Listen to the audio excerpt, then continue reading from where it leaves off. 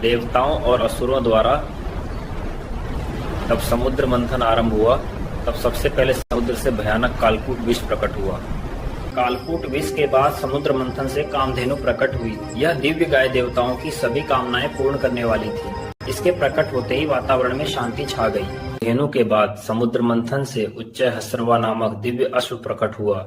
यह स्वर्ग का अद्भुत घोड़ा था जिसकी आभा संपूर्ण आकाश को प्रकाशित कर रही थी। उच्चैःश्रवा के पश्चात समुद्र मंथन से ऐरावत हाथी प्रकट हुआ। यह दिव्य गज देवराज इंद्र का वाहन बना। ऐरावत के पश्चात समुद्र मंथन से कौस्तुभ मणि प्रकट हुई। यह दिव्य मणि संपूर्ण सृष्टि को प्रकाशित करने वाली थी। आगे चलकर यही मणि भगवान विष्णु के वक्षस्थल की शोभा। कौस्तुभ मणि के पश्चात समुद्र मंथन से पारिजात वृक्ष प्रकट हुआ। यह स्वर्ग का दिव्य कल्प वृक्ष था जिसकी सुगंध से तीनों लोक महक उठे। पारिजात वृक्ष के पश्चात समुद्र मंथन से अप्सराएं प्रकट हुई।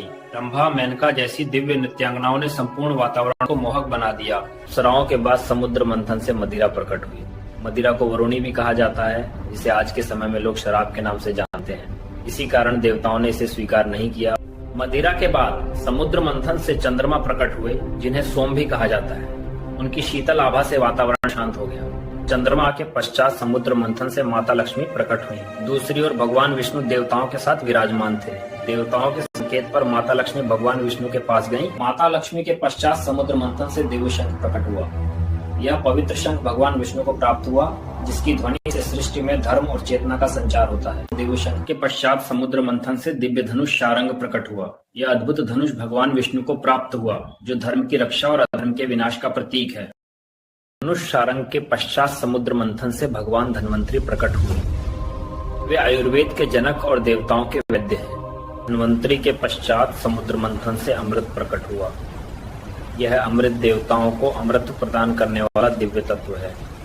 इसी अमृत के लिए सागर मंथन हुआ था। इस प्रकार समुद्र मंथन की यह दिव्य कथा पूर्ण होती है।